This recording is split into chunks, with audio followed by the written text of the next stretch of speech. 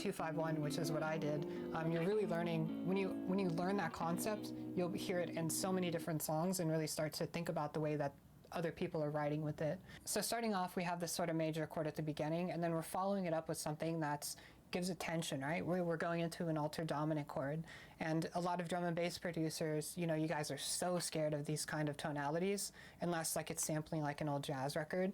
But learning to master and sort of use dissonance to create tension and release and expectation in your song is incredibly important, right?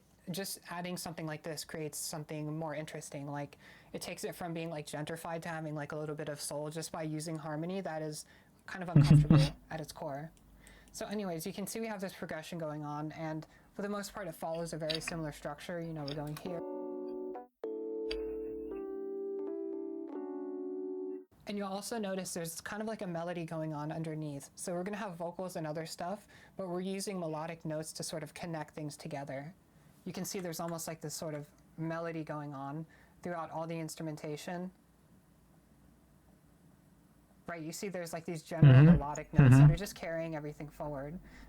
So it keeps the keyboard part from sounding so boring, right? Where it's just like a block chord perfectly on beat. And the additional thing you'll see that we're actually syncopating it. So we're adding things on the and of the beat, and we're creating little pauses and breaks within our chord progression.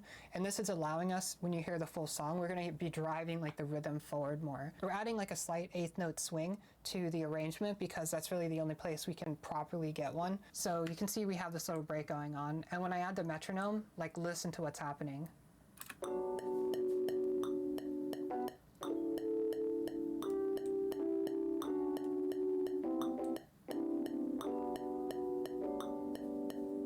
I hope you can hear like the rhythmic element of these chords is really already creating a groove. A lot of times when people are writing liquid drum and bass, like they kind of just have this mellow feel where it's like a roller, and you just have these elongated chords, and sort of like, you know, the drum pattern almost becomes just like this ongoing loop, and you have like a simple bass on top, which can be great, but there's only so much you can do with that. Just a pattern like this is going to immediately stand out more in context of other music when someone hears this. It's just going to have more personality to it. So I just want to show you, here's another variation. So we have the chord progression going, and it gets kind of boring in my opinion. I want something to change, and what I want to do is actually at the end of this progression create a sense of chaos, not in like a literal sense, but I want to destabilize everything that's happening.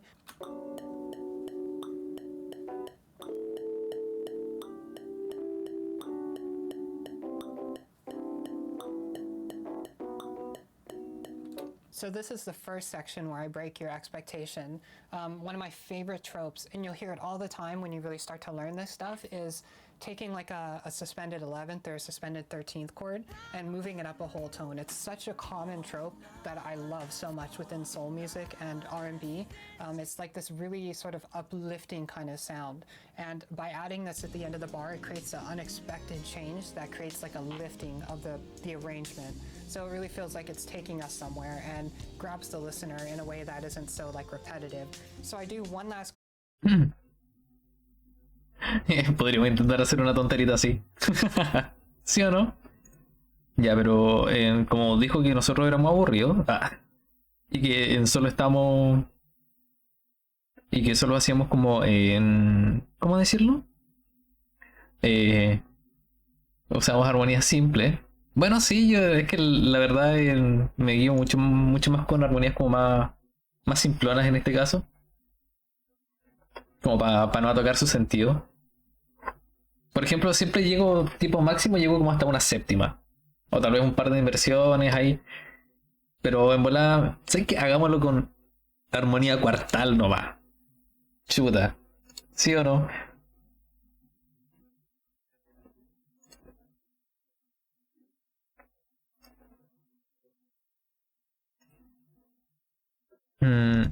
Y... Ya, sí, estoy viendo el... Sí, perdón, es que puse el trading del Astra para... A ver, cerramos acá. Ya. Y...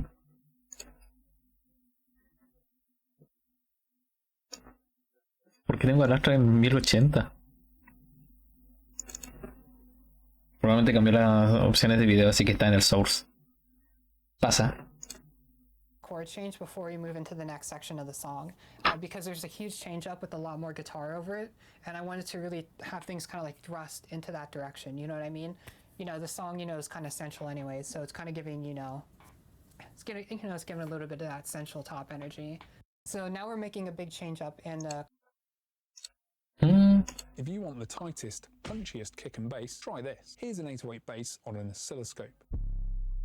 If I route my kick signal into the oscilloscope, you can see the kick and 808 waveforms overlaid.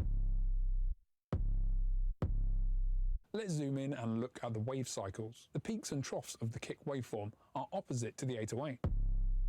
So the kick and the 808 are out of phase with each other. Now let's invert the polarity of the kick, flipping its waveform upside down. The peaks and the troughs now line up. And the kick punches through a lot more, especially in the low end.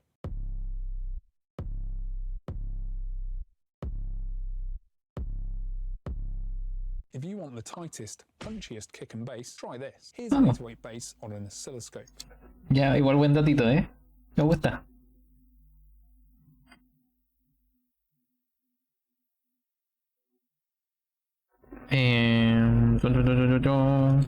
No estamos escuchando doble, no me estoy escuchando doble, ¿cierto? Ustedes no me escuchan doble, no me estoy volviendo loco. Tú estás loco, yo no estoy loco, tú estás loco, yo no estoy loco, tú estás loco, yo no estoy loco.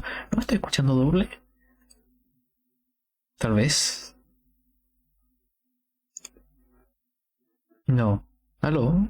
Sí. Ya. No, no estoy loco, genial. Eso me gusta. Eso me gusta, equipo. No, no estamos perdiendo la maldita cabeza. Composition, and let's just play what's going on.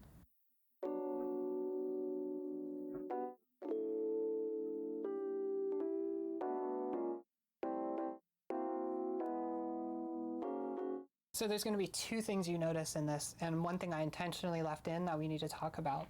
So there's actually this cool falling motion that we have going on, and this is a really common trope you'll hear all the time, especially in like Japanese production. And like, if you want to think about it theoretically, you know, you can have like a 2-5-1 progression going around the circle of fifths.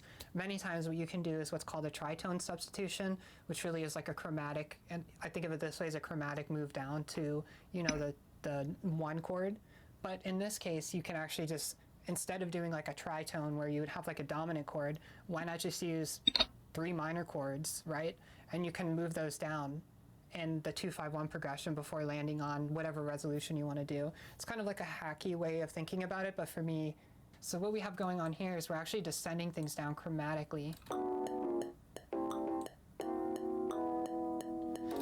And there's some, I don't know, I love this kind of stuff. So, right, we have this thing, we're expecting, we want a resolution. Our ear is wanting for the end of this bar to wrap up and like go somewhere. Like we just want to go home. So this 7-sharp 5, I think that's what it is. You know, this altered dominant chord. Right, it's so tense. We need to go somewhere, and we want it to go back down to the 1 and go home. So instead we land on a suspended chord again. So rather than resolving it, we go to like a 13 sus chord, and we go and repeat that trope in a different context that we used at the other end of the bar, right? So listen. We're inviting the listener to wonder like what's going to happen.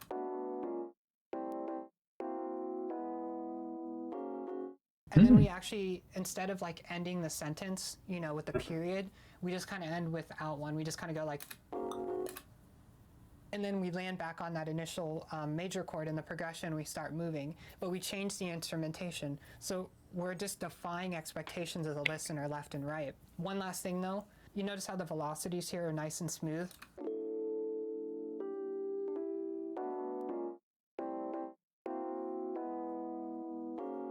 And I only left that in there, like I'm gonna fix it later, but you can hear how when everything is like so dead on and flat, that it sort of loses some of that expressiveness, because when a keyboardist or a musician is really playing their instrument, they're also thinking a lot about dynamics of like emphasizing certain chords or certain notes in the chords more than others. Oh yeah, one other thing. If you're enjoying this video, feel free to subscribe. If you're on mobile, there's this thing called hyping, so hype that shit up.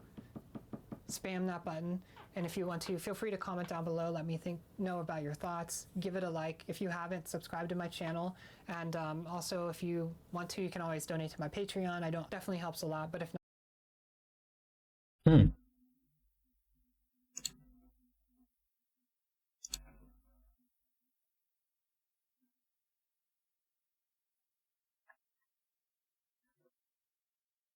¿Sabes dónde me gustaría llegar?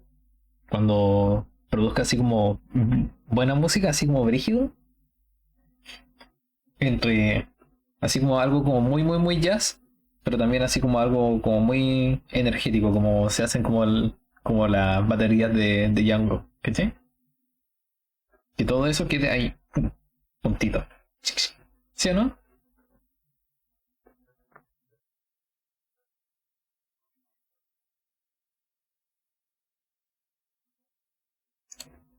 I totally get it.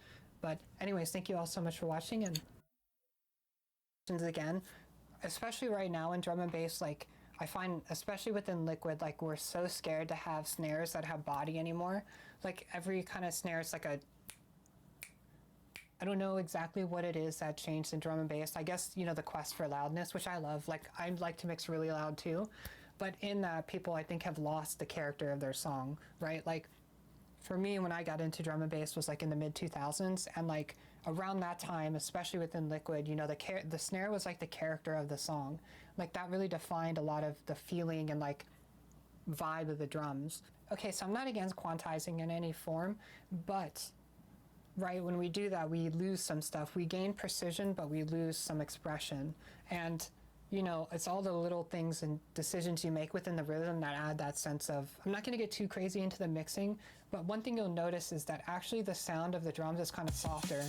Like the sound is softer. The attack on everything is a little bit, you know, smoother. Like it's not so hit the kick drum with a lighter touch. For example, you'd be using like a soft beater on the drum below, rather than something that is going to be like a harder material like you would hear in rock and metal. So that's the first thing when we're thinking about a more organic drum sound, trying to find something that has like a more, I think it would be a felt sort of drum beater, and that's going to already get you in the ballpark. The second thing is finding samples. I like ones that already have some room sound built in.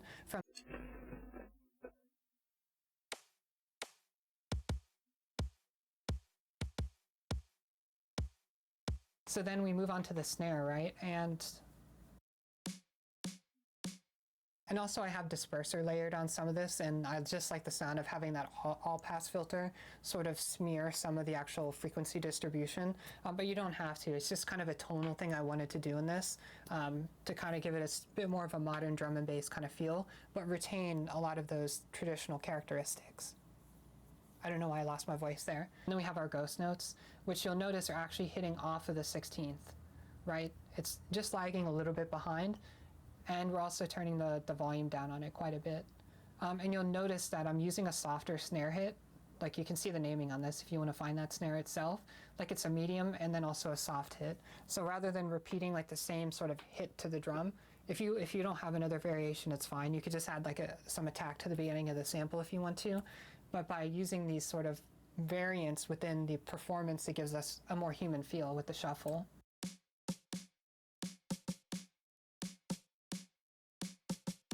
And I have the ghost note a little bit louder than a human might actually play it, just because I want it to stand out a bit more. The song is going to be really loud, like much more squashed. So then I also have another snare layered on top of it. And the tuning is pretty closely aligned, and when we put it together,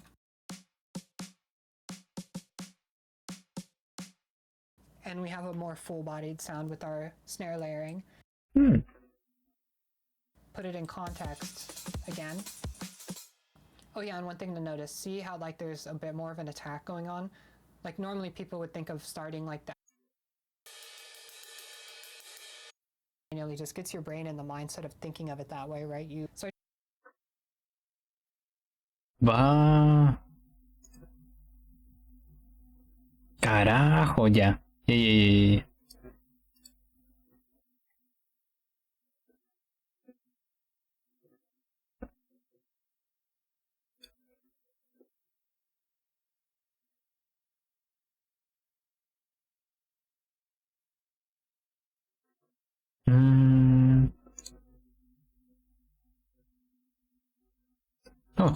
A We ver. just have like 3 breaks going on.